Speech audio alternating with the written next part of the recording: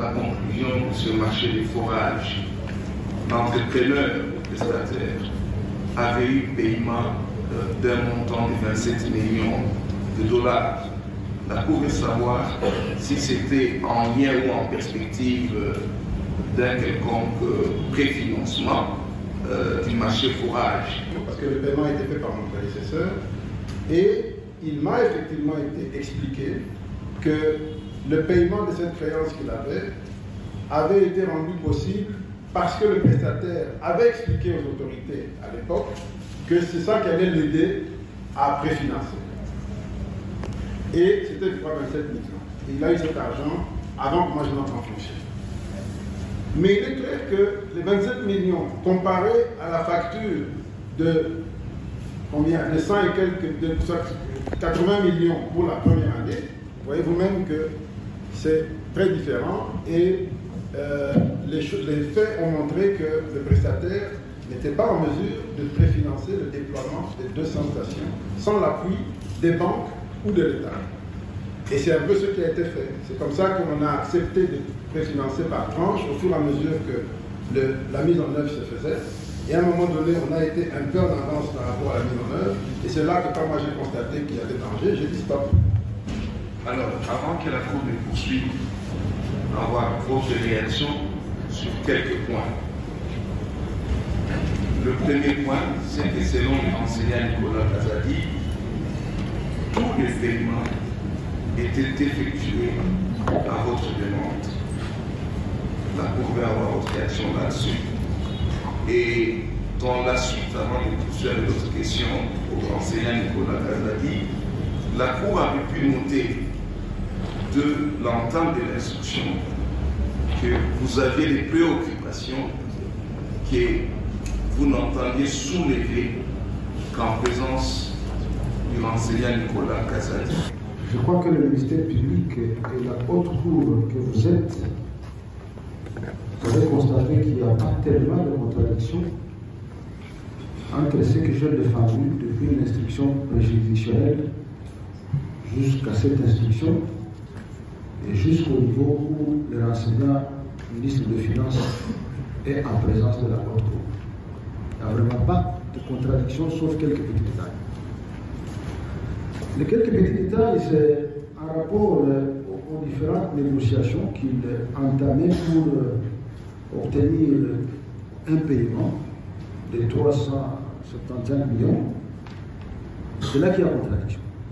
Parce que moi, je refusais, je l'avais dit que c'était une prudence de payer la totalité du montant du contrat pendant que nous ne sommes qu'à la première année. Nous n'avions pas d'assurance parce qu'il pouvait arriver que nous ayons un cas de force majeure qui empêche à ce que les contrats ne soient exécutés. Et d'ailleurs, à cette époque-là, nous n'étions pas dans la guerre d'IM-23. J'ai donc été prévoyant en disant qu'on ne paye pas. Sinon, cette guerre, vous voyez qu'elle est même en train d'empêcher la réalisation de certaines addictions d'eau potable dans certaines provinces de notre pays. C'est donc une prudence. Une autre contradiction, c'est là où on dit que j'ai compris. Non, je n'ai pas compris. Je l'ai dit. Nous étions en début du Conseil des ministres. C'est à ce moment-là qu'il m'a parlé. Non, j'ai mal fait. Ne devrais-je pas écrire de la sorte? Ensuite, que la haute hiérarchie n'avait pas apprécié ma réaction. Alors, à ce moment-là, j'avais dit politiquement, qu'est-ce que dois-je faire? J'ai dit accepter. Et aussi, heureusement, que ces démarches n'ont pas abouti. J'ai encore dit ceci, et même le ministre des Finances l'a dit, que toutes mes demandes que j'ai faites, je les fais en tant que ministre sectoriel. Notre rôle, c'est d'engager. Si on n'engage pas, les crédits tombent en annulation et que par la suite, nous subissons les conséquences. Parce que lorsqu'on va examiner le budget, ou on prépare le budget, on va se référer sur ce que nous avons consommé. Alors on va nous dire, vous êtes incapable de consommer les crédits qui vous sont alloués, on ne vous donne que ce dont vous êtes en train de consommer. Voilà la prudence du ministère sectoriel. J'avais aussi dit que mes demandes n'ont pas un caractère contraignant ni obligatoire. Si c'était le cas, je crois que le ministre payerait même l'autre demande que je lui avais faite. Tout au long de l'instruction, vous venez de l'entendre, le premier Boubot a dit que toutes ces demandes-là n'avaient pas un caractère contraignant. Et vous revenez d'apprécier. Et en sus de votre réaction sur ce point, la Cour veut savoir que le premier Boubot y arrivera par rapport à ce qu'il avait déclaré au cours de l'exécution des engagements financiers qui passaient par votre ministère.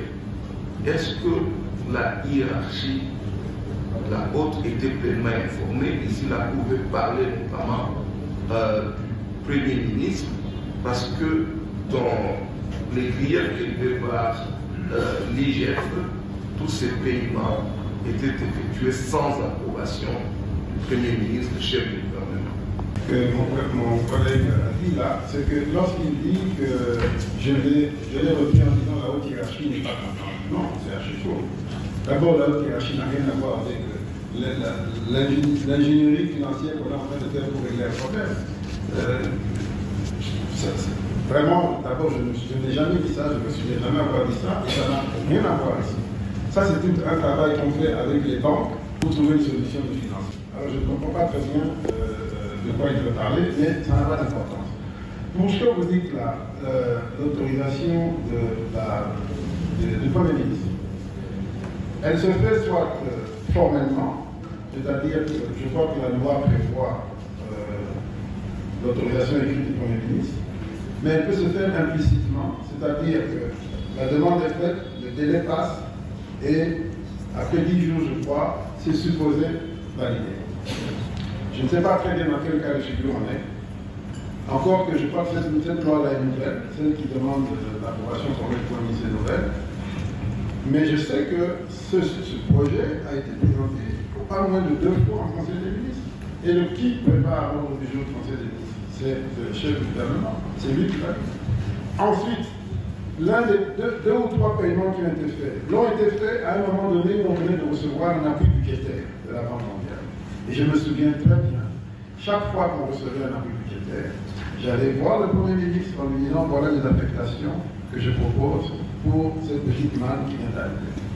Et c'était toujours ça, les grands enjeux d'élection, investissement, etc. Et ça fait partie des éléments que j'ai déjà présentés au Premier ministre dans le même cadre. Donc il n'y a pas de problème. Qu'en est-il du caractère non contraignant? Nous avons dans ce pays des demandes de paiement qui sont toujours 2 ou 3 fois supérieures à la capacité du Trésor à faire face. Si c'est de ça qu'il veut parler, oui. Et comme les demandes de paiement, toutes demandes confondues, sont toujours supérieures à la capacité du Trésor, il y a toujours un effet entonnoir. Et l'effet entonnoir, c'est quoi? À un moment donné, le ministre des Finances, avec son projet du budget, sont ceux qui regardent les priorités. Et ces priorités elles-mêmes changent chaque semaine. Chaque jour, elles changent. Et pour ça, nous nous concertons avec notre hiérarchie pour le changement des priorités, surtout quand c'est des montants importants et significatifs.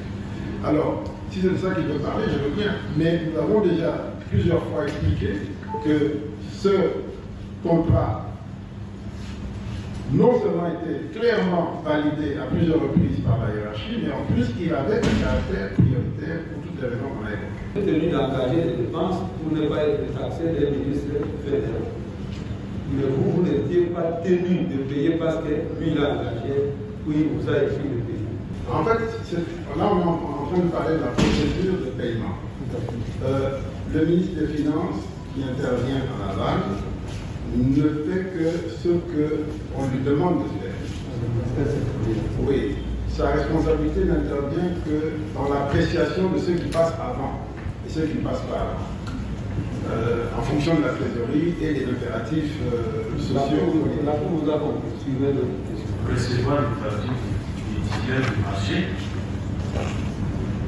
vérifier, approuver avant de transmettre.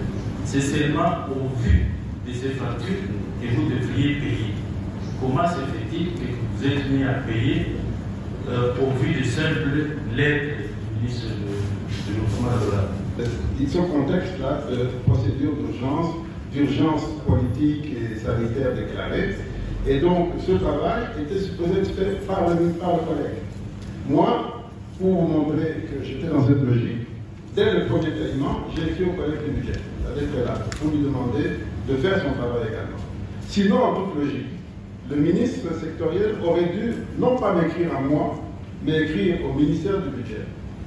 Mais il sait, et nous savons tous, que ce genre de processus, ça peut vous prendre 3 mois avant que le paiement revienne au niveau du ministère des Finances.